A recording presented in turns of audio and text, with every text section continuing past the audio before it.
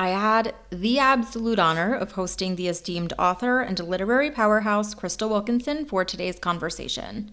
With a remarkable career spanning decades, Crystal has established herself as a leading voice in contemporary literature. She's renowned for her poignant storytelling and insightful exploration of Black Appalachian culture, and has received numerous awards and accolades, including the prestigious Ernest J. Gaines Award for Literary Excellence.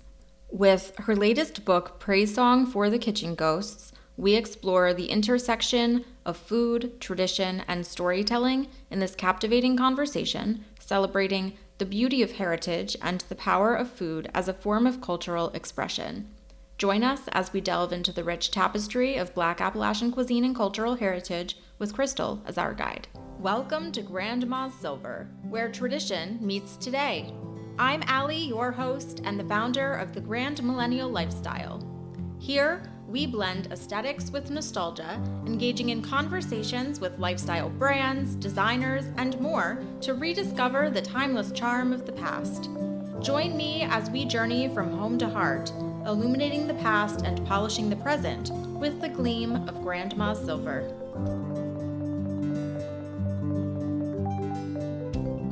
All right, Crystal, thank you so much for being here. I'm very excited to chat with you. I have your book right here next to me. Our listeners can't see it, but it was such a good read, and I'm really excited to dive into it with you. But before I get carried away, why don't you go ahead and introduce yourself?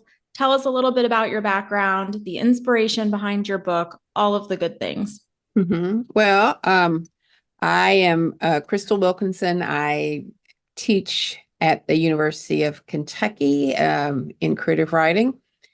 And I'm a fiction writer primarily, a fiction writer and a poet. And so this is my first nonfiction book. And the idea for this book began initially a long time ago, right after my grandmother died. But more immediately, it began with an essay called Praise Song for the Kitchen Ghost that was published in Emergence magazine in 2019, I think.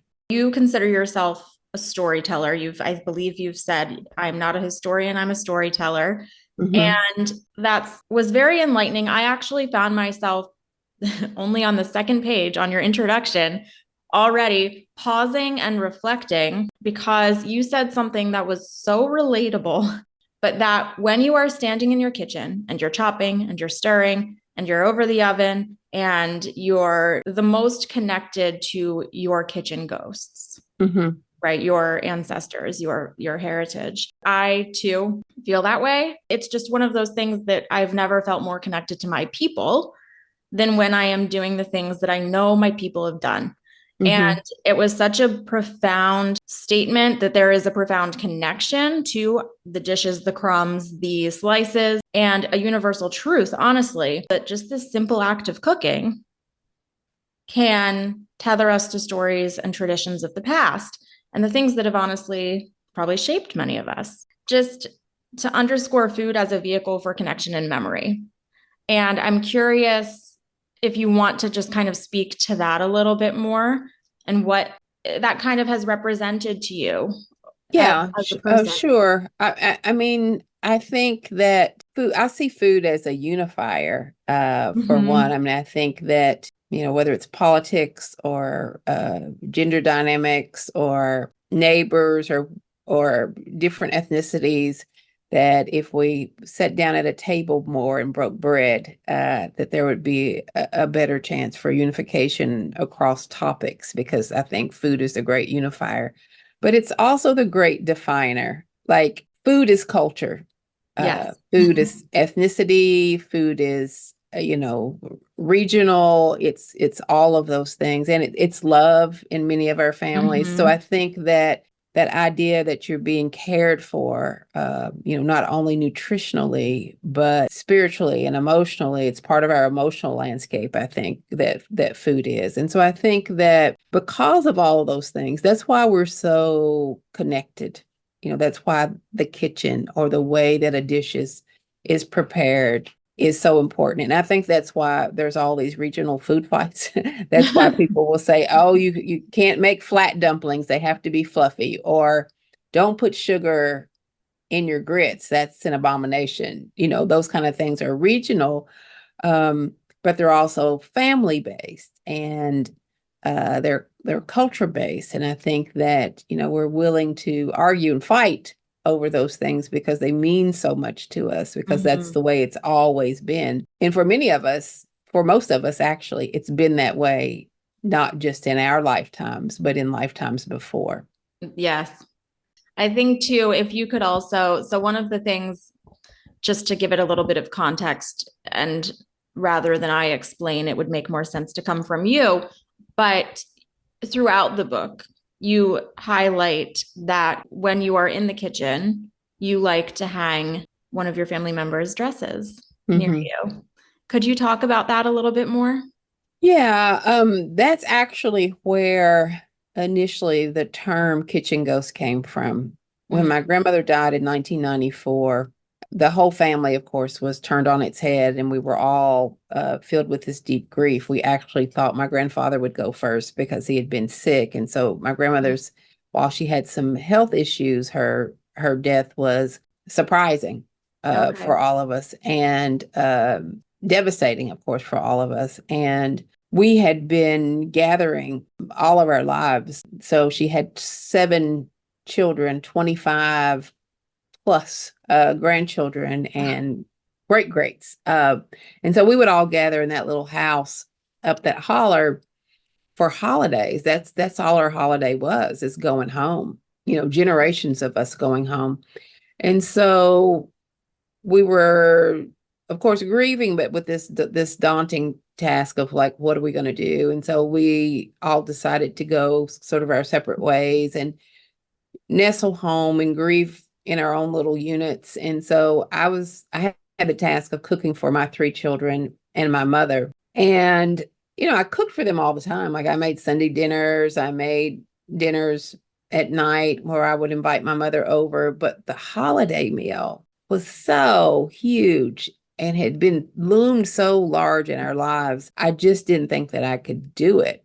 I was crying. I was trying to make the turkey, trying to do all these things, and was just sobbing. And so I remembered that I had my grandmother's dress. That was one of the things, the only thing really that I asked for when my grandparents died, were these talismans, if you will. Like, I wanted my grandmother's dress. I got a pair of her glasses, which also I don't put those in the book, but it also sits above my kitchen so I can feel like she's sort of looking down on me. Oh, I love But I that. went and got her dress and I hung it on the back door in the kitchen. And suddenly I felt her presence, and I felt, as if she was talking to me, saying, okay, you can do this. Like, let's get this done. Like, come on, Yeah, the don't put too much encouragement. salt in that. Don't do, I felt as if suddenly she was there. And that's where the term the kitchen ghost came from. And that That's was my beautiful. first sort of connection with them. I love that. That's a beautiful, beautiful way of putting that together. And it also segues into something I was curious about. There's something about material culture that when we have something that connects us to our people and Mm-hmm. to specific memories, I find those things to be so emblematic to have Mm-hmm. around and Mm-hmm. to appreciate. And so I was also thinking, are there other items in your kitchen? Like, do you find yourself having things that have been passed down? So, for me, I know like I have a cookbook that it's just so ragged, but I treasure it so much, and I keep it in a special Ziploc just because I'm afraid of anything getting to it. And as I'm cooking, or as I see them, or as I hold them, it kind of creates that connection. Do you have anything along those lines that you find Oh, yourself thinking about day to day? yeah, I do. I have lots of things. And especially, they're especially in the kitchen, but I have like my grandmother's yellow mixing bowl that she always made the rolls in. I have my recipe box that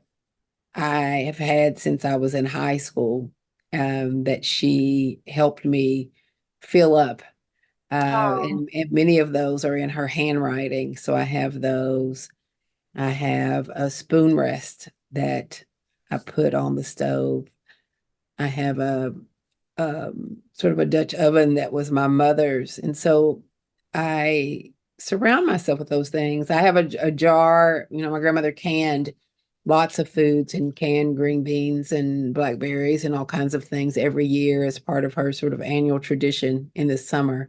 And I have a jar. She died in 94, and I still have a jar of those green beans that I refuse to open that I have sitting out on my counter. So I love that. I love that. It is such like a special thing to be able to look and hold and touch. And it just feels like that physical connection to what's no longer here. You have recipes in here that are, I'm very excited to try a few. There was also mention of what a challenge it could be to put some of those recipes together. And you mentioned, you have recipes in your recipe box that are in her handwriting, but speak to perhaps, and maybe this kind of weaves into the preservation side of thing, right? People who want to preserve their family history, what the adventure was of gathering some of those recipes to put those to paper. What was that process like for you?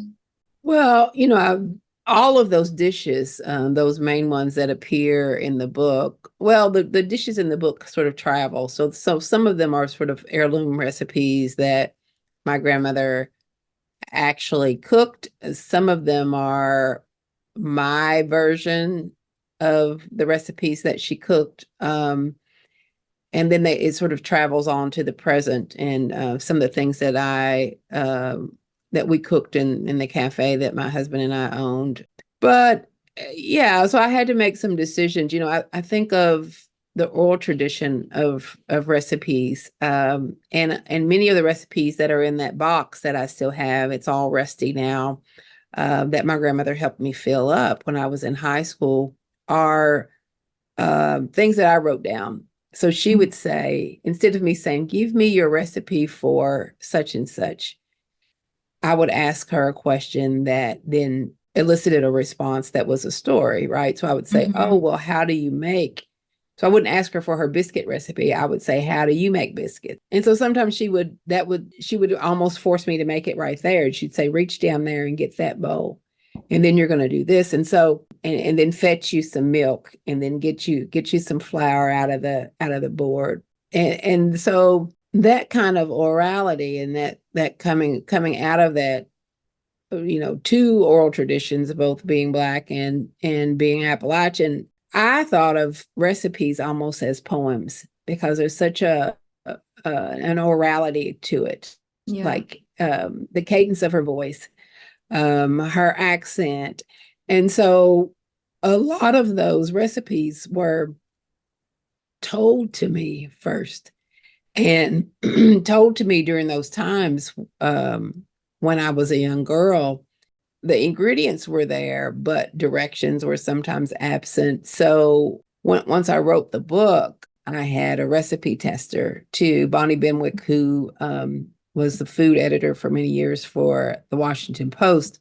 I sort of tested those out. And so we had some great fun times because she would say, "Does it really take 3 hours to make a cake?" And I would go, "Oh yeah, Granny's oven went out in the 70s and she had to leave it in there longer." Or, I think one of them, she said, "This is a cake. Is there not any sugar?" And I was like, "Oh yeah, we'd left the sugar out." So they had to be sort of translated. I felt like it was almost a foreign language Yeah. sometimes of translating it to the way that it was told to make it actually cookable. So all of the recipes have been tested and are cookable, but they may not have been as cookable in their oration form, in their Right. original form that they were in as being part of a story.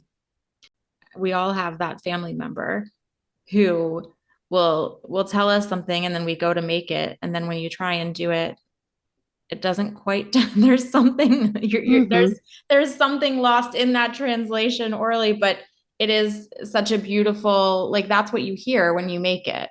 There's so much more that a recipe card can't tell you when you get something that way. So that is beautiful. Your background is Appalachian. Could you speak to the area you're from, what that meant to you, why you chose to weave it into to this book in particular, but also if you feel a call to, or that you feel the book will help to preserve and celebrate the culinary heritage of Black Appalachia, which I feel it is, but I would love to hear your Yeah. thought process there. Yeah. I mean, I think, one of the reasons why I say I'm not a historian is that I think even though I did research for this book, both my own genealogical research and also research about the state, about Kentucky, and about my particular region. I read every book that I could find relating to both those things, especially in regard to enslavement and various time periods, so that I could convey that in the book. And so I think that I wouldn't call this book a history book, but I think it is in conversation with other books that are scholarly, or other books, even other books that are creative. So I think it adds to the conversation that sort of speaks against the notion that Appalachia is this sort of one-eyed entity, Right. that Appalachia is only white, or that Appalachia is only poor, that Appalachia is only coal mining, because there, are 14 different states that the region of Appalachia encompasses, from upstate New York to parts of Mississippi. And so it is a varied culture and a varied geographical region. And I think that my work speaks to that. And often, even in the original definition of Appalachia, African Americans were erased from that. If you look in a dictionary, it will say white people indigenous to the mountainous regions. And it's like, okay, Hello. not everybody. Yeah, hello. And only the Scotch Irish people were recognized in those early definitions. And so I think that my work is in conversation that with other works that sort of combat those stereotypes about the region. There's Appalachia is varied in ethnic background, racial backgrounds, socioeconomics. There's actually some very wealthy people who live in Appalachia, in addition to people who are poor. So it's as nuanced as other regions across the country. And I think that the specificity of my work being about my family and being about Black Appalachians also then, like I said, is in conversation with those other books, books that are more bent toward history. It's in conversation with food books like Ronnie Lundy's Vittles book that was about Appalachian food. There's lots of other books about foodways in Appalachia that it's in conversation with. It's in conversation with Tony Tipton Martin's Jubilee about Black foodways. So, it pleases me a lot that I feel like that it's in conversation with those books. Absolutely.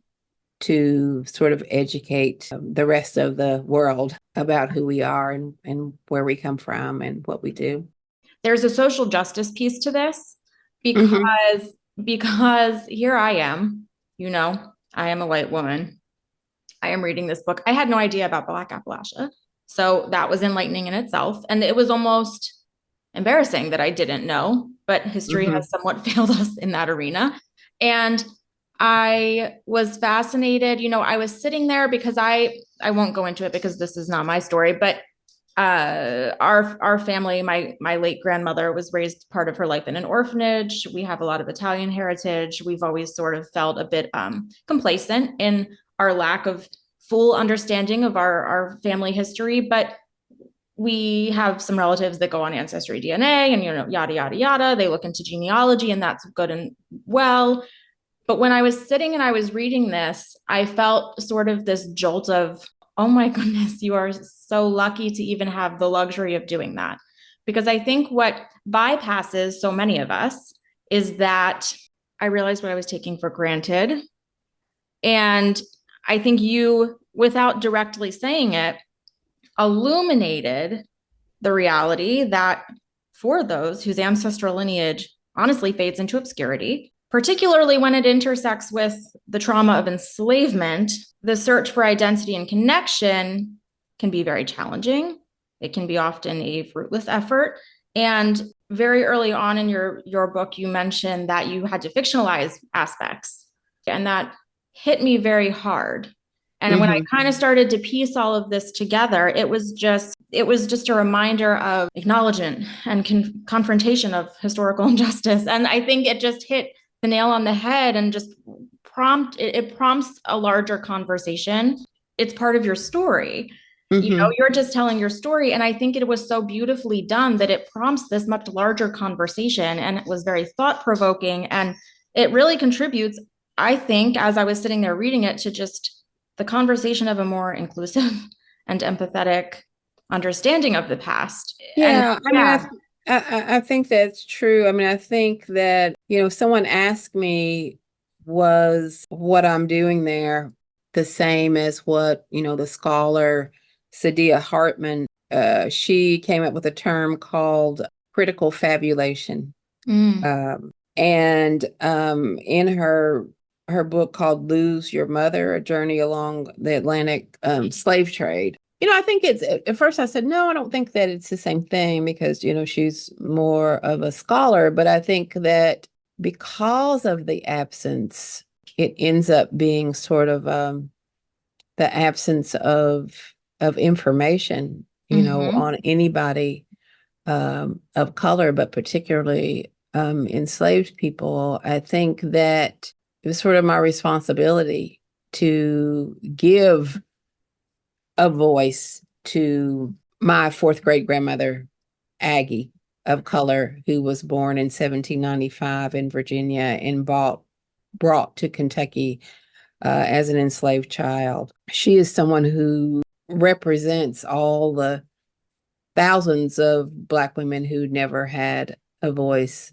Women didn't have a voice, and Black women especially didn't have a voice. And so I think that it's almost my responsibility to somehow to use the tools that are available to me as a fiction writer and as a poet, to use the facts that I could find, and what better way to give her agency even 250 years after her death than to allow her to step forward and to tell her own story. So I felt like that I needed to do that, as I do my own grandmother of her time. There's a section in the book too where I sort of imagine my grandmother on her wedding day.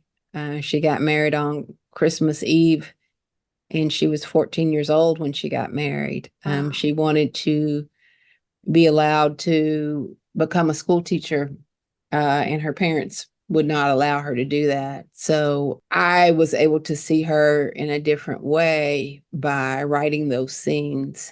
And I wouldn't have been able to write those scenes, even though I knew them as fact, between research and an article where she was interviewed by a journalist, and by her own stories that she told me, without having that experience as a fiction writer to be able to do that. So I think it makes the story more rich to be able to do that. And, like I said, at first I thought, well, I'm not doing the same thing that Sadia Hartman did, that sort of critical fabulation, as she calls it. But I think it's important to be able to give us a sort of cinematic life, not just the sparse documented life on the page, which is very sparse. My fourth great grandmother, Aggie, the reason why I can find her, and a lot of people, African Americans, can't find their ancestors that far back. The reason I can find Aggie is because she was attached to a white man, Tarleton, my fourth great grandfather. He deeded her some kitchen items. And so suddenly she appears, and then there's information about her on census records. And then when he dies, she sort of disappears again. And I don't know what happened to her after that. But I think it's important to document the lives of those women as closely as we can. It was important to me because she's my ancestor, but I think it's also important to other people to know that she existed and women like her existed.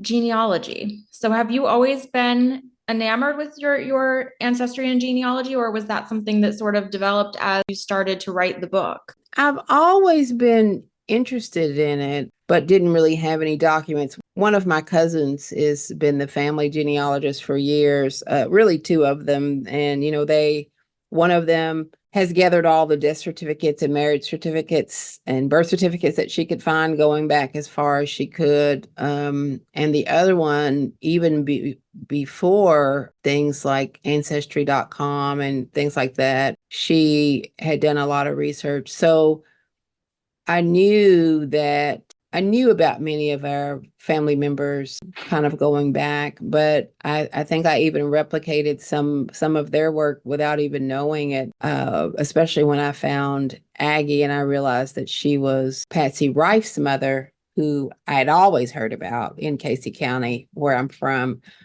She had been the one Black woman that was always mentioned in the history books. And so we had also always had my grandmother's father was alive during my lifetime, which was wonderful. I wish I had paid more attention when I was a child, but so to have my great grandfather around, and we always had a family reunion in his honor. So on Father's Day, we would always gather around, and often there were stories about the lineage and the land and who owned the land and when and those kind of things. So I've always been fascinated by those kind of stories. Yes, absolutely. I at times would laugh because you come from such a large family. So there were times where I would turn back a bit to put together the family tree in my mind and recall who you're talking about. But Mm-hmm. they have such personality on the page, which was wonderful. And then you start as you read, they sort of become characters. And that was really fun along the way to get to read it that way. Reunions. You've also brought up the big holiday meal. These are sort of food rituals in many ways, Mm-hmm. not just traditions of gathering necessarily, but do you have any thoughts on do you have any thoughts on just how food rituals contribute to strengthening social bonds, community ties, cultural values, tradition? In your book, you talk so much about generations and the bond of Mm-hmm. generations. I didn't know Mm-hmm. if you had any thoughts on sort of what those mean in a larger context. Well, I mean, I think that's, at least in my family, that's where we got, living rurally and living isolated. I think that that's where we got our socialization, was through, a lot of it was through church, but even within the church, all the rituals that were in church, like the basket meeting and revivals and things like that we had in church were all occasions for food and for lots of food. And so I think that those rituals is part of what I'm getting at, because I think that for the longest time when I was younger, I thought that everyone did all of this. Like I thought everyone cooked the way that my grandmother cooked every day. And then to realize that people didn't do that necessarily anymore, but that I was sort of a generation removed from my own and was doing this with my children, and creating these rituals. But at the same time, being steadfast about being an academic and being a feminist and knowing that unlike my foremothers, I didn't have to.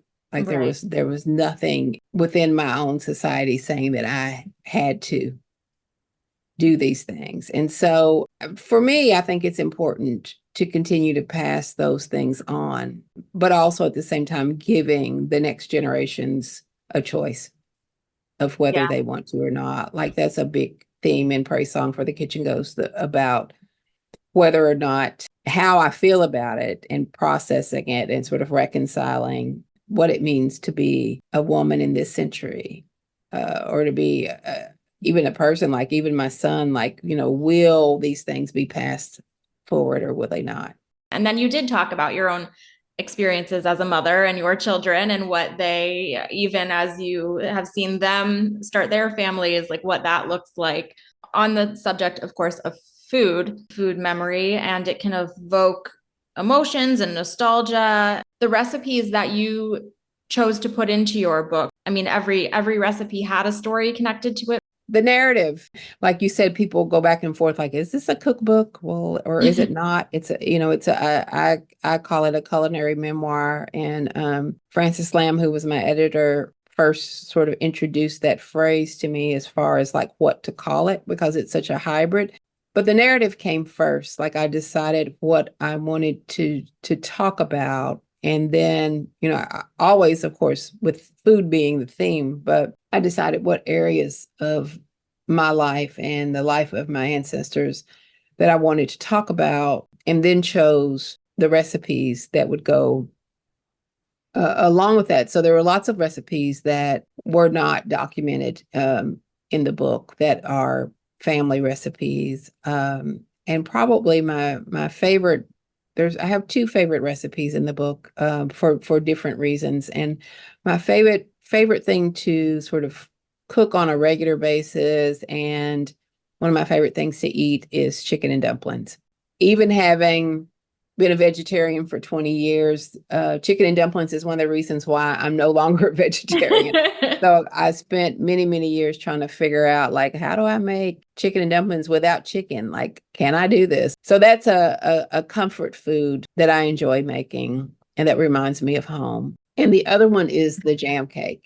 Like, you're talking about rituals, jam cake and how it was made. And in our house, my grandmother made her own jam, and that jam was made from, the jam cake was made during Christmas, and the jam was made from berries that she had canned the previous summer. So the idea of it being nostalgic is multi-layered, right? So there's the jam cake. You only get it once a year during Christmas, and then it's being made with berries that you picked in July.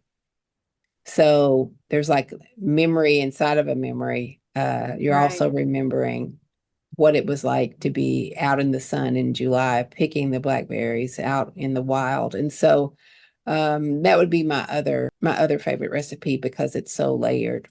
Did you feel that Black Appalachian foodways intersected with any other aspects of the regional culture? I can remember having food. My grandparents would go and listen to some of our neighbors who would play old time music, country music, or bluegrass, and there was always food involved.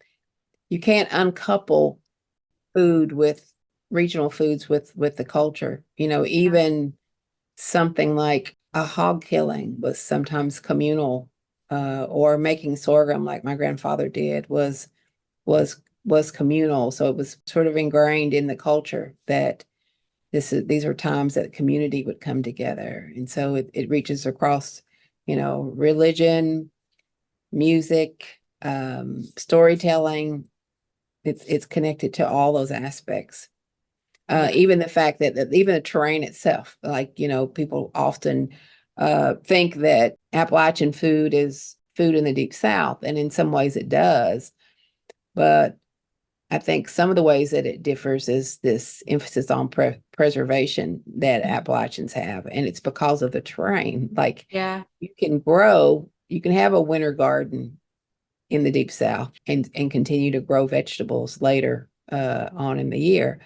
But in Appalachia, you can't. And so there was an emphasis on, well, I've got to can. I've got to, we can't have a barbecue with this if it's hog killing time, because then you use it all up. Then you've got to put these hams up and preserve them. You've got to preserve the meat to have, like, streakeline, as my grandfather would call it, like, to have ham hocks and things like that to cook your beans with. And it's not just because it was delicious, which it was, but it was just a part of the nutritional value too. Like in the lean times in winter, to have a little bit of meat that you could put in with the vegetables to give the family the nutrition they needed until you could get to spring to begin to plant the next year's crop.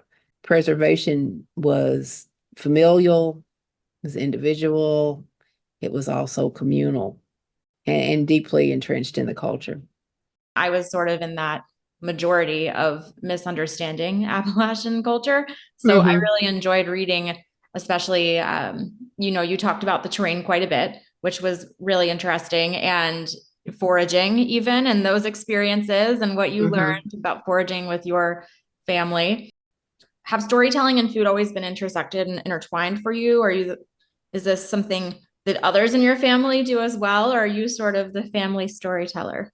I'm one of the writers in the family. There are other writers, and we do. I went to see my 87-year-old aunt about 3 days ago, and she's been sick, but she's home, and that's all we did. Like the whole time I was there, it was me and several of my cousins. So for 3 hours, we just told stories, and one story led to another, like walking down memory lane. Do you remember the time that this happened? And one time this happened. And it's interesting that you can tell those stories for so many years, and then every once in a while, new information is gleaned. Um, and I think also what was really moving about it is that the children and the grandchildren were around too. So Oh, that's there's special. a sort of transference and the passing on of those stories too. That raises a very good point because I've always really valued like intergenerational interaction. I think about Thanksgiving and there's always like the grown-up table and the children's table. And Hmm. I so appreciate when maybe for spatial reasons you need to do that, but I think it's so special when you get to bring generations together. Yeah. I think it is helpful for growth and interaction and learning to communicate. But Hmm.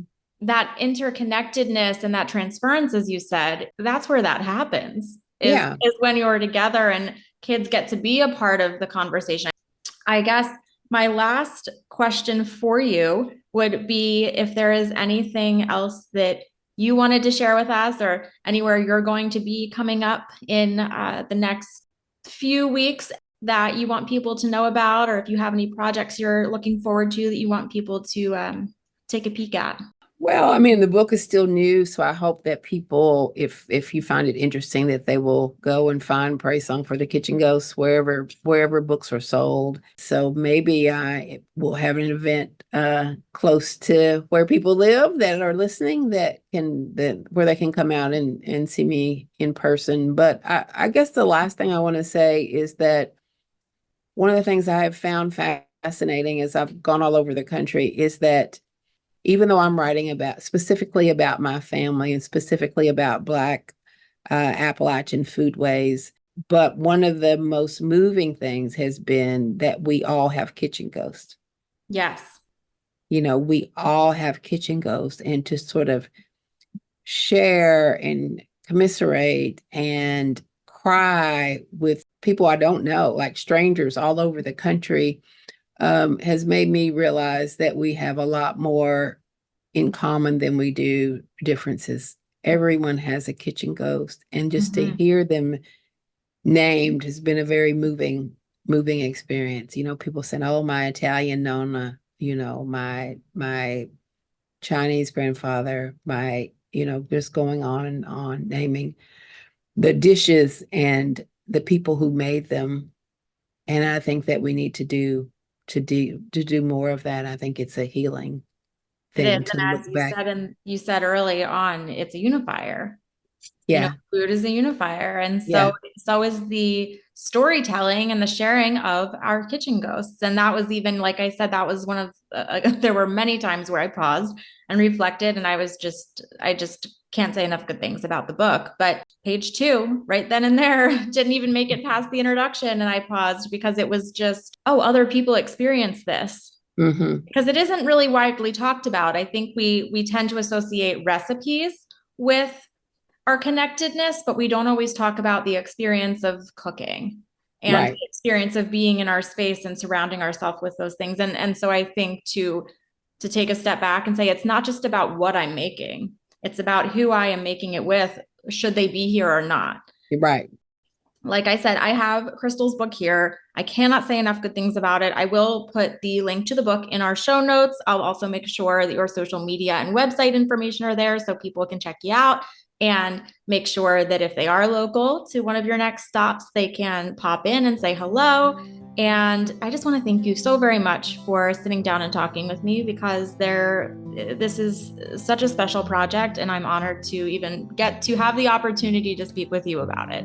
Oh, thank you so much. Thank you for having me on. It's been a rich conversation.